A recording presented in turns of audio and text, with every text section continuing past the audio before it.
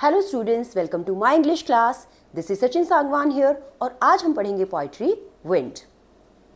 Wind by Subramania Bharati. इसमें एक बड़ा प्यारा सा मैसेज पोइट ने कन्वे किया है, like we face a lot of difficulties in our life. बहुत सारी जो डिफिकल्टीज हैं हम अपनी लाइफ में फेस करते हैं। यहाँ पोइट ने डिफिकल्टीज को सिंबलिज्म के थ्रू रिप्रेजेंट करने की कोशिश करी है और एज अ सिंबलिज्म उन्होंने लिया है विंड, यानी हवा। इसको जो लाइफ की डिफ़िकल्टीज़ हैं, एट्रोशीज़ हैं, है ना, और जो ऑब्स्टिकल्स हम फेस करते हैं उन सब के साथ उन सबको सिंबलाइज करने के लिए यूज़ किया है। तो देखते हैं poetry. Wind comes softly, don't break the shutters of the windows, don't scatter the papers, don't throw down the books on the shelf. There, look what you did. You threw them all down. You tore the pages of the books. You brought rain again. You are very clever at poking fun at weaklings. एक idea basic आपको आ ही गया होगा कि क्या poet कहना चाहता है। Poet want to request the wind. यहाँ पोइट जो है रिक्वेस्ट करना चाहता है विंड से कि वो स्लोली आए, टू कम स्लोली, धीरे आने के लिए। तो यहाँ पोइट कहता है विंड कम सॉफ्टली, कि तुम स्लोली सॉफ्टली आओ। Don't break the shutters of the window, इतनी धीरे कि जो विंडो के शटर्स हैं वो ब्रेक ना हो, वो टूटे ना। डोंट स्कैटर द पेपर्स, जो पेपर्स रखे हुए हैं वो हवा की वजह से फैल जाते हैं इफ विंड इज स्ट्रॉन्ग, लेकिन अगर वो सॉफ्ट है तो वो वैसे के वैसे रखे रहेंगे। तो यहाँ भी पोइट कहता है don't break the shutters of the window, don't scatter the papers, papers को तुम मत फैलाना। Don't throw down the books on the shelf, shelf पर जो बुक रखी है उसे भी तुम थ्रू डाउन मत करना, नीचे मत गिराना। There look what you did, अब जो विंड है that will come at its own speed, उसने तो अपनी स्पीड से आना है। सिमिलरली गिवन हियर, यहाँ पोइट फिर कंप्लेन कर रहा है विंड से। क्या कहता है? There look what you did, कि देखो तुमने क्या कर डाला। You throw them all down, तुमने ये सारी की सारी चीज़ें नीचे गिरा दी। यानी जो जो रिक्वेस्ट यहाँ पोइट कर रहा था, all those things happen now, वो सब अब हो गया है। तो पोइट कहता है कि तुमने ये सब कुछ all down, through them all down कर दिया, सब नीचे गिरा दिया। You tore the pages of the books, तुमने बुक्स के पेजेस को टोर कर दिया, यानी फाड़ दिया। टोर मीन्स फाड़ देना। यू बॉट रेन अगेन, तुम वापस से बारिश को ले आई।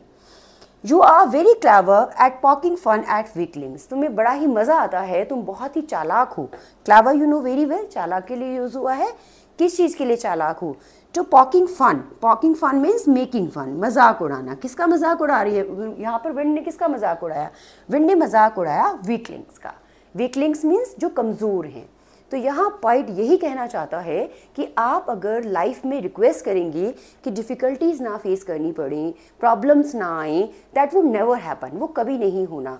सो you should have to be strong enough to face such type of things. तो वो सब चीज़ों को फेस करने के लिए आपको काफ़ी स्ट्रॉन्ग होना पड़ेगा अपनी जगह पर, क्योंकि जो डिफ़िकल्टीज़ हैं वो तो आपको नहीं सुनने वाले। विंड ने तो अपनी स्पीड से आना है, wind will come at on speed.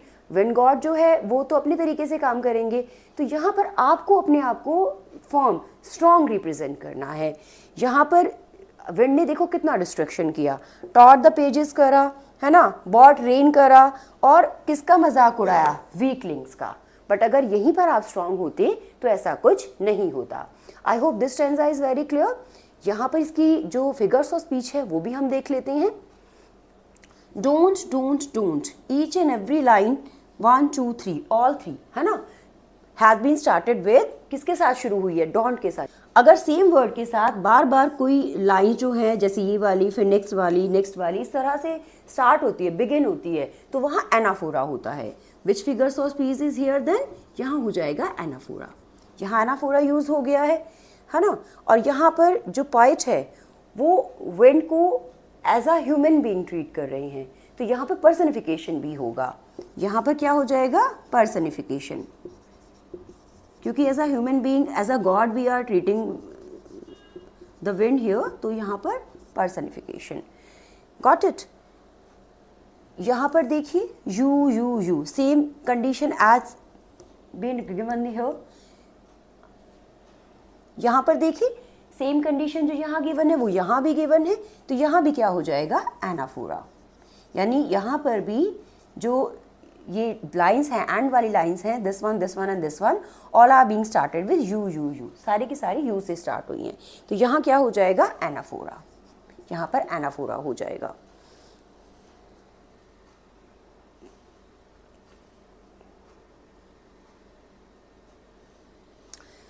एक और चीज़ अबाउट दिस पोइट्री, ये फ्री वर्ड्स में लिखी गई है और इसमें कोई भी राइम स्कीम फॉलो नहीं हुई है.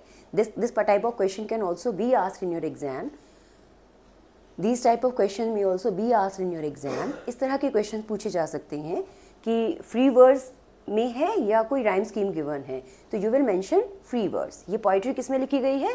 फ्री वर्ड्स में, और कोई राइम स्कीम यहाँ पर फॉलो नहीं हुई है. आई hope this one is also clear.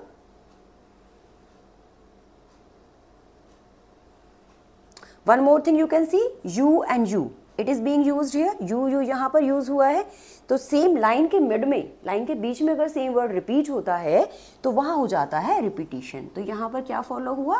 Repetition. तो हम कह सकते हैं एक और फिगर्स ऑफ स्पीच यहाँ पर है रिपीटिशन.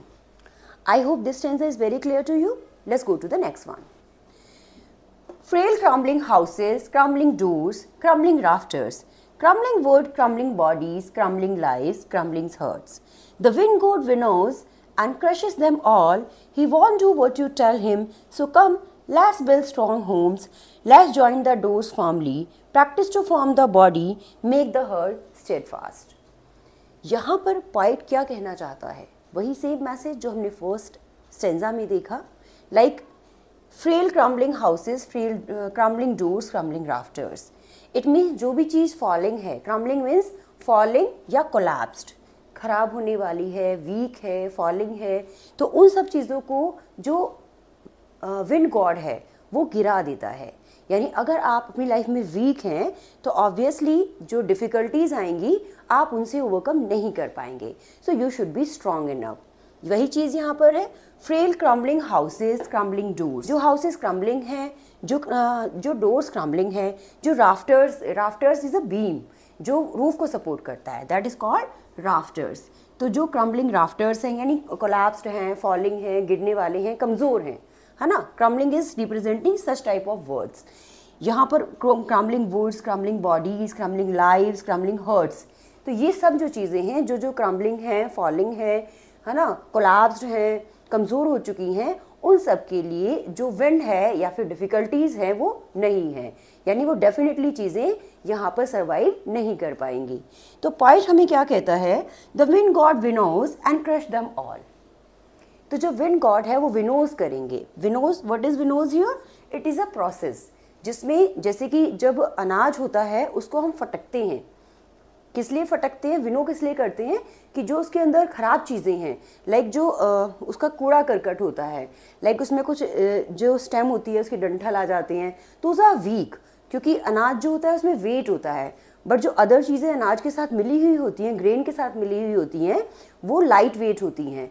तो जब हम उनको विनो करते हैं तो लाइट वेट वाली चीज़ें आगे आ जाती हैं.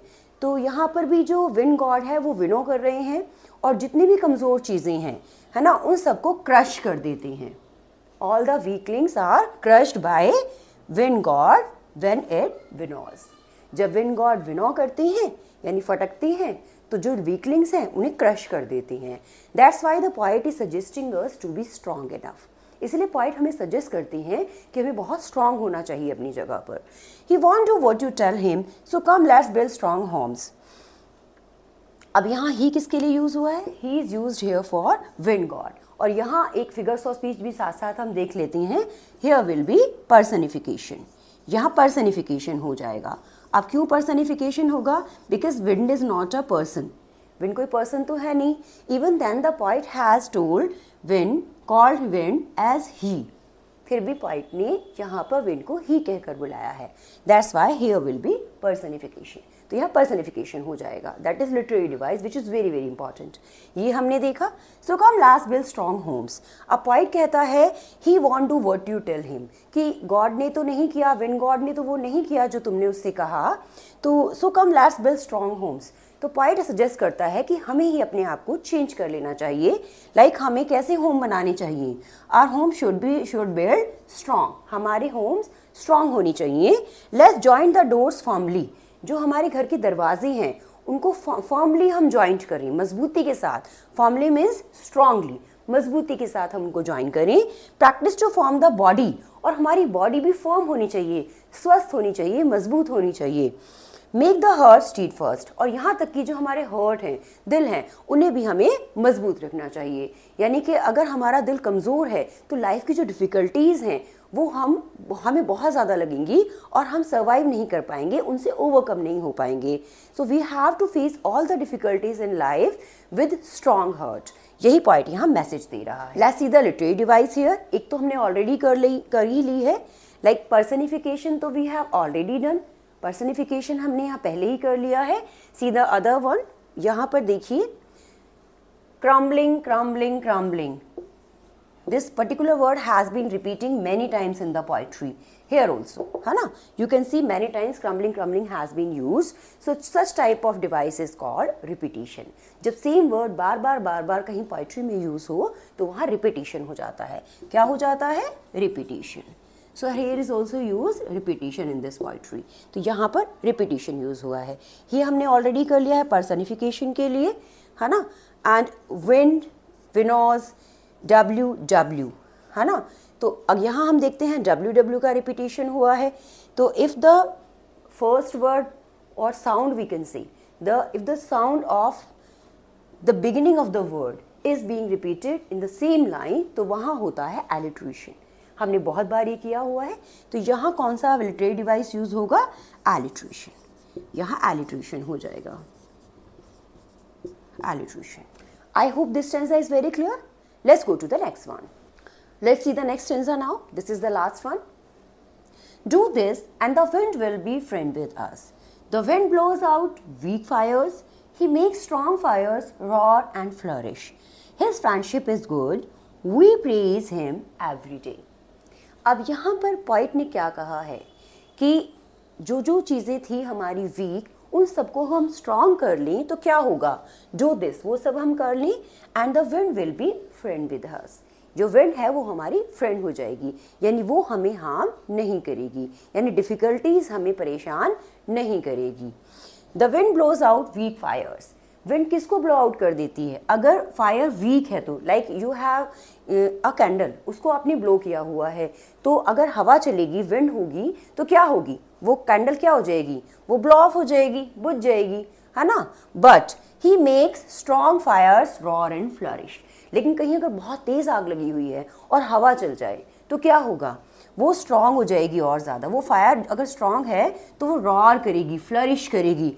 यानी रॉर मतलब दहाड़ना, बहुत ज़्यादा तेज़ी के साथ आवाज़ करना, फैल जाना। फ्लरिश मतलब ग्रो करना। फ्लरिश मीन्स ग्रो करना। तो अगर आप जो फायर है, यहाँ तक कि देखो फायर डिस्ट्रक्शन करती है, विनाश करती है, बट वो भी अगर वीक है तो विंड उसको भी ब्लॉक कर देगी। लेकिन अगर वही फायर स्ट्रॉन्ग है तो विंड उसको हेल्प आउट करेगी और ज़्यादा रॉर और ज़्यादा फ्लरिश करने में। So we also have to understand this thing. हमें भी ये समझना है। तो विंड की जो फ्रेंडशिप है, फ्रेंडशिप इज़ गुड। जो विंड के साथ हमारी दोस्ती है वो अच्छी है। We praise him every day, क्योंकि विंड गॉड क्या है? विंड क्या है? विंड की फ्रेंडशिप कैसी है? अच्छी है। And we praise him every day. अब क्योंकि वो गॉड हैं, है ना, हवा के बिना तो आप सांस भी नहीं ले पाओगे, तो हम उनको एवरी डे प्रेज करते हैं, तारीफ करते हैं। लेकिन ये हम कब कर पाएंगे? जब हम अपनी जगह स्ट्रांग होंगे। डिफ़िकल्टीज हमारी लाइफ में आएंगी, but we will face them with a lot of courage and happiness.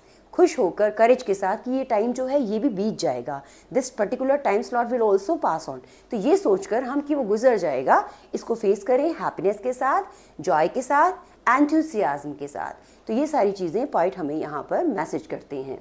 I hope this one is also clear. इसमें देख लेते हैं फिगर्स ऑफ स्पीच। यहाँ ही, हिज, ये सब पॉइंट ने किसके लिए यूज़ किया है? विंड के लिए यूज़ किया है। कहीं वो कहते हैं आपके मित्र हो जाएंगे, कहीं वो कहते हैं हम उन्हें प्रेज कर रहे हैं, कहीं कहते हैं उनकी फ्रेंडशिप अच्छी है। So all these particular words are showing that the poet is trying to use personification here. उन्होंने विंड गॉड को पर्सनिफाई कर दिया, विंड को एज अ गॉड रिप्रेजेंट कर दिया, तो यहाँ हो जाएगा personification. Another ones are also been used here, कुछ और भी यहाँ पर यूज हुई हैं, like wind weak, WW, WW repetition, sound of W is repeated here, तो यहाँ हो जाएगा एलिट्रेशन, जैसा हमने पहले भी पढ़ा, तो यहाँ हो जाएगा alliteration. Some others are also here, कुछ और भी यहाँ पर है। Fires flourish, same repetition of F sound, fire flourish, तो यहाँ भी क्या हो जाएगा, एलिट्रेशन हो जाएगा। आई होप ये पोइट्री समझ आ गई होगी। If you like the video, do subscribe the channel and share it among your friends.